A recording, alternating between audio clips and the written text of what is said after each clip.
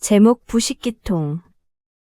등에 배낭을 메고 옆구리에 칼을 찬 병사가 큰 길을 걷고 있었다. 왼발, 오른발, 왼발, 오른발. 병사는 전쟁터에서 집으로 돌아오는 길이었다. 한참 길을 가는데 갑자기 소름 끼치게 생긴 늙은 마녀가 나타나 병사의 앞을 가로막았다. 마녀의 아랫입술은 가슴까지 흉측하게 늘어져 있었다. 안녕하시오, 군인 양반. 멋진 칼과 큰 배낭을 메고 있는 걸 보니 진짜 군인이구먼. 원하는 만큼 돈을 갖게 해주지. 고맙습니다. 마녀 할머니, 저 큰 나무가 보이지? 마녀가 근처에 서 있는 나무를 가리켰다. 저 나무는 속이 텅 비어 있다네.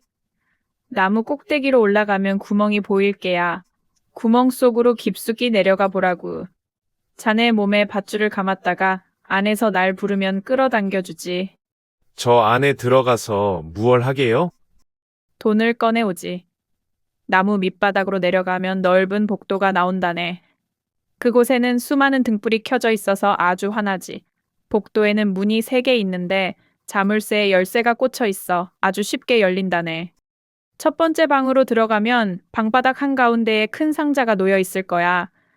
그 상자 위에는 개 한 마리가 찻잔처럼 큰 눈을 부릅뜨고 앉아 있지.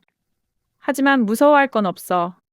푸른 바둑판 무늬가 있는 앞치마를 줄 테니까 그 앞치마를 바닥에 펴고 개를 붙잡아 앉히게. 그러면 상자를 열고 원하는 대로 돈을 꺼내올 수 있을 게야. 하지만 그 돈은 모두 구리로 된 동전이라네. 은하를 갖고 싶으면 2번째 방으로 들어가야 하지. 그곳에도 개가 한 마리 앉아 있는데 풍차 바퀴만한 큰 눈을 부릅뜨고 있어. 하지만 무서워할 것은 없어. 이번에도 앞치마 위에 개를 앉히고 돈을 꺼내오면 되니까 금화를 갖고 싶다면 3번째 방으로 가게나 거기에는 금화가 가득 든 상자가 있고 그 개가 앉아 있지. 탑처럼 큰 눈을 하고 있어 무시무시하다네. 이번에도 무서워할 것 없어. 앞치마 위에 앉혀놓으면 자네를 절대로 해치지 못할 테니까. 자네는 원하는 만큼 금화만 꺼내오면 되지. 귀가 솔깃하군요. 하지만 그 대가로 바라는 게 있겠죠? 뭘 원하죠?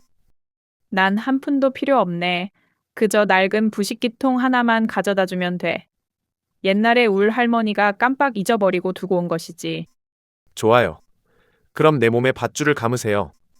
병사는 마녀 앞으로 몸을 내밀었다. 자, 다 감았네. 그리고 이건 푸른 바둑무늬 앞치마야. 병사는 밧줄을 감자 곧바로 나무 위로 기어 올라가 구멍 속으로 내려갔다. 정말 마녀의 말대로 수많은 등불이 켜져 있는 넓은 복도가 나왔다. 병사는 첫 번째 문을 열었다. 거기에는 과연 찻잔만한 눈을 가진 개가 병사를 노려보고 있었다. 자, 착하지? 병사는 개를 얼으면서 마녀의 앞치마 위에 앉히고 두 호주머니에 동전을 가득 채웠다. 그리고는 상자를 닫고 개를 다시 앉힌 뒤 다음 방으로 들어갔다. 이번에는 풍차 바퀴만한 눈을 부릅뜬 개가 앉아 있었다. 그렇게 노려보지 않는 게 좋을걸. 그러면 눈에서 눈물이 나올 테니까 말야. 병사는 개를 마녀의 앞치마 위에 앉히고 상자 뚜껑을 열었다. 거기에는 은하가 가득 들어 있었다. 병사는 너무 좋아서 호주머니에 들어있는 동전을 모두 꺼내 던져버리고 호주머니와 배낭에 은하를 가득 채웠다. 그리고 3번째 방으로 들어갔다. 이번에도 마녀의 말대로 무시무시한 개가 탑처럼 커다란 두 눈을 부릅뜨고 앉아 있었다. 개는 수레바퀴처럼 두 눈을 빙빙 돌렸다. 안녕? 병사는 자기도 모르게 모자에 손을 얹고 경례를 했다. 지금까지 그런 큰 개를 한 번도 본 적이 없었다. 그러나 개를 자세히 본 병사는 자신이 너무 예의를 차렸다고 생각하고는 앞치마에 개를 앉히고 상자를 열었다. 상자 속에는 엄청나게 많은 금화가 들어 있었다. 그것은 이 세상에 있는 사탕, 장난감, 병정, 채찍, 흔들 목마를 모두 사고도 남았으며 도시 전체를 사고도 남을 만큼 많았다. 병사는 주머니와 배낭에 채웠던 은하를 버리고 대신 금화를 가득 넣었다.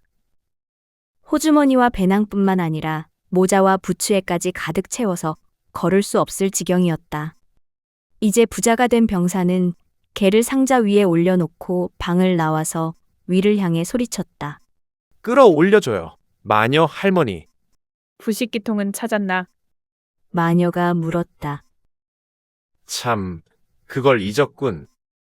병사는 다시 안으로 들어가서 부식기통을 찾아왔다. 병사는 마녀가 끌어올려 주어 무사히 밖으로 나왔다. 호주머니, 배낭, 모자, 그리고 장화에까지 금화를 가득 채우고서 말이다. 이 부식기통으로 무얼 하려고요? 병사가 물었다. 그건 알 것 없네. 자넨 돈을 가졌으니 이제 그 부식기통을 주게나. 마녀가 부식기통을 달라고 재촉했다. 경고하는데 이걸로 뭘 할 건지 말하지 않으면 칼로 당신 머리를 베어버리겠어요. 안 돼. 병사는 즉시 칼을 꺼내 마녀의 머리를 베고 말았다. 마녀는 땅바닥에 힘없이 쓰러졌다. 병사는 금화를 마녀의 앞치마에 싸서 보따리처럼 등에 맨 다음 부식통을 주머니에 넣고 곧장 도시로 나갔다. 도시는 입이 떡 벌어질 정도로 거대하고 화려했다. 병사는 제일 좋은 여관으로 들어가 좋아하는 음식을 시켰다. 그는 이제 돈이 많은 부자였던 것이다. 장화를 닦아준 하인은 어마어마한 부자가 낡아빠진 장화를 신고 다니는 것을 이상하게 생각했다. 다음 날 병사는 새 부츠와 좋은 옷을 샀다. 이제 병사는 어엿한 신사였다. 사람들은 그를 찾아와 도시에서 일어난 온갖 신기한 일을 이야기해 주었다. 그러던 어느 날 병사는 아름다운 공주에 대한 이야기를 듣게 되었다. 어디 가면 공주를 볼 수 있지요? 병사가 물었다. 아무도 공주님을 볼 수 없답니다. 공주님은 구리로 만든 거대한 성에 살거든요. 그 성은 사방이 벽과 탑으로 둘러싸여 있지요. 왕 말고는 아무도 그곳을 드나들 수 없답니다. 공주님이 평범한 군인과 결혼할 것이라는 예언 때문에 왕이 그곳에 가둬둔 거예요. 왕은 공주님이 그런 사람과 결혼하는 걸 생각조차 하기 싫어하거든요. 사람들이 말했다. 공주님을 꼭 한번 보고 싶어. 하지만 병사는 그 성에 들어갈 수가 없었다. 병사는 극장에도 가고 왕이 사는 정원도 거닐면서 즐겁게 지냈다. 그리고 가난한 사람들에게 돈을 나누어 주는 착한 일도 했다. 부자가 되어 좋은 옷도 사고 친구들도 많이 사귀게 된 병사는 주머니에 동전 한 푼 없는 것이 어떤 것인지 잘 알고 있었던 것이다. 친구들은 그를 매우 훌륭한 진짜 신사라고 칭찬했으며 병사는 그런 말을 듣는 것이 즐거웠다. 하지만 돈은 곧 바닥이 나고 말았다. 들어오는 것이 없이 매일 많은 돈을 썼기 때문에 이제 남은 것이라고는 위실링뿐이었다. 그래서 병사는 좋은 여관에서 나와 비좁은 다락방으로 옮겼다. 그는 이제 장화도 직접 닦았고 떨어진 장화를 큰 바늘로 직접 기우기도 했다. 그가 사는 다락방까지 올라가려면 끝도 없는 계단을 올라가야 했기 때문에 찾아오는 친구도 없었다.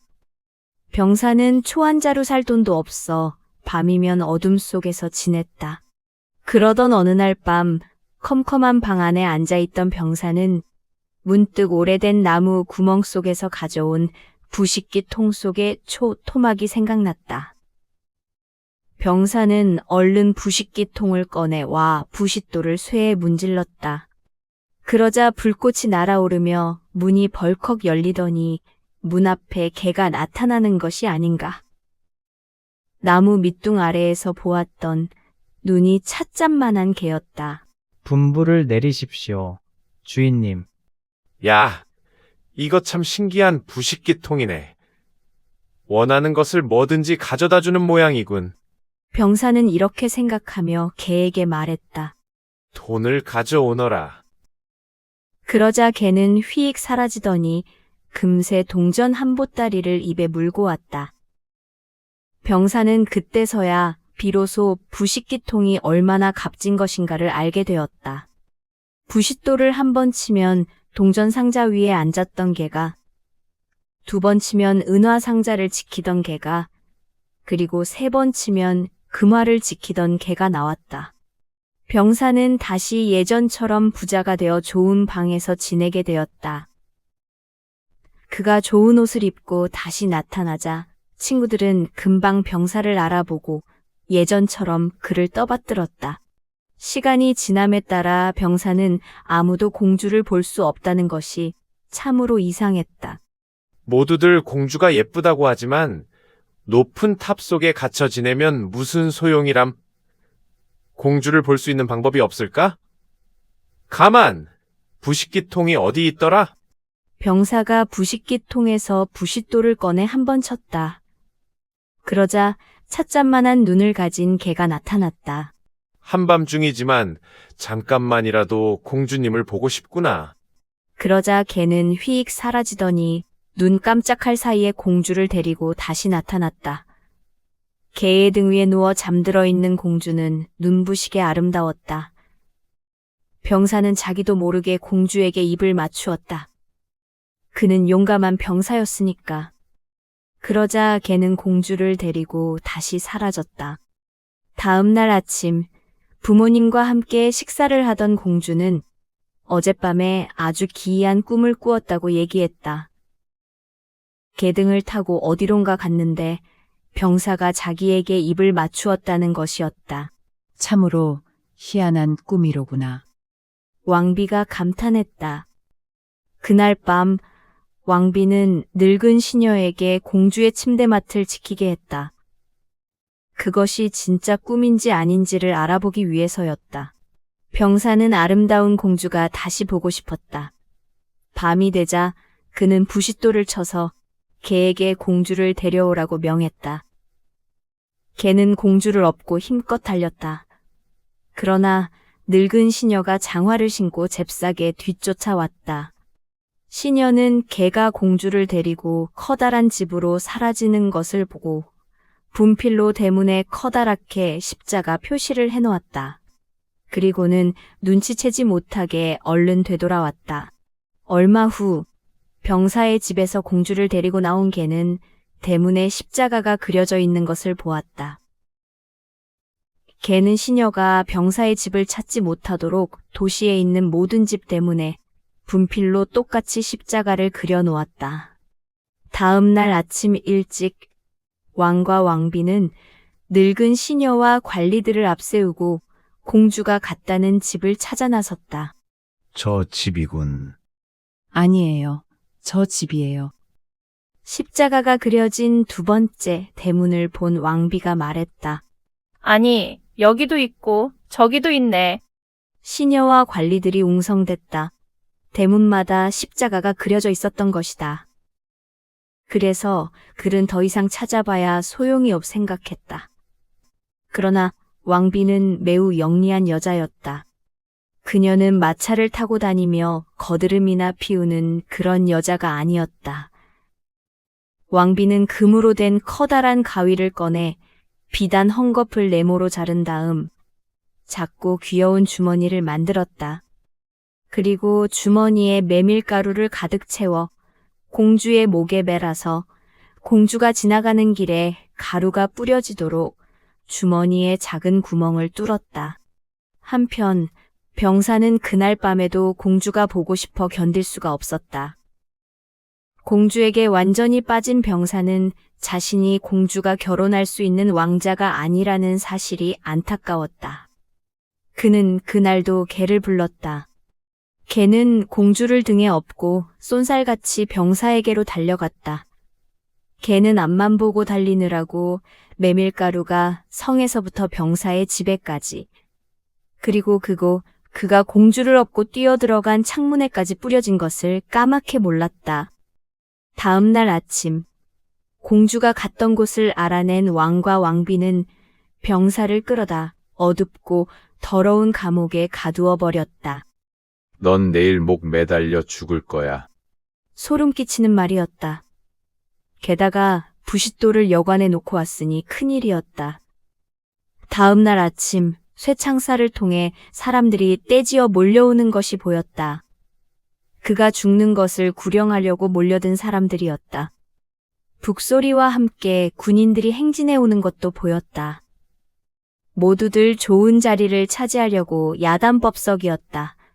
그 중에는 가죽 앞치마를 두르고 슬리퍼를 신은 구둣방 견습공 소년도 있었다. 그런데 소년이 급히 뛰는 바람에 슬리퍼 한 짝이 벗겨지고 말았다. 슬리퍼는 병사가 갇혀있는 쇠창살 앞 떨어졌다. 병사가 소년에게 소리쳤다. 이봐, 구두 견습공. 그렇게 서두를 필요 없어. 내가 나가기 전에는 볼 게 없거든. 내 부탁 하나 들어줄래? 내가 지내던 여관으로 가서 내 부식기통 좀 가져다 줘. 그러면 4실링을 주지. 하지만 급히 서둘러야 한다.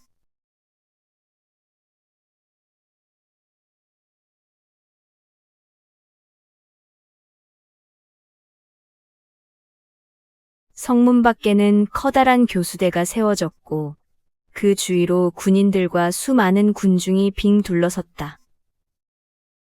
왕과 왕비는 판사들과 추밀원 고문관들 맞은편에 있는 화려한 옥좌에 앉아 있었다. 병사가 교수대에 세워지고 사람들이 달려들어 목에 밧줄을 묶으려고 했다. 그때 병사가 죽기 전에 불쌍한 죄수의 마지막 청을 들어달라며 왕에게 애원했다. 이 세상을 떠나기 전에 마지막으로 담배를 피우고 싶다는 것이었다. 왕은 청을 거절할 수 없어 그러라고 허락했다. 그러자 병사는 부싯돌을 꺼내 한 번, 두 번, 세 번을 쳤다. 한순간에 개 3마리가 눈앞에 나타났다. 찻잔만한 눈을 가진 개, 풍차 바퀴만한 눈을 가진 개, 둥근 탑처럼 큰 눈을 가진 개였다. 내가 교수형을 당하지 않도록 도와다오. 병사가 소리쳤다. 그러자 개들이 판사와 추밀원 고문관들에게 덤벼들어 다리를 물고 코를 물어뜯어 멀리 내동댕이 쳤다. 내겐 손대지 말라. 왕이 소리치자 제일 큰 개가 으르렁거리며 왕과 왕비를 내동댕이 쳤다. 그러자 군인들과 군중들이 겁에 질려 소리 높여 외쳤다. 병사님, 우리의 왕이 되어 주십시오. 아름다운 공주님과 결혼해 주십시오. 그들은 병사를 왕의 마차에 태웠다. 3마리의 개가 마차 앞을 달리며 만세를 외쳤고 아이들은 손가락 사이로 휘파람을 불고 군인들은 받들어 총을 하여 존경의 뜻을 나타냈다. 공주는 성에서 나와 왕비가 되었다. 공주로서는 참으로 기쁜 일이었다. 결혼식 잔치는 일주일이나 계속되었다. 물론 3마리의 개들도 식탁에 앉아 눈을 크게 뜨고 함께 어울렸다.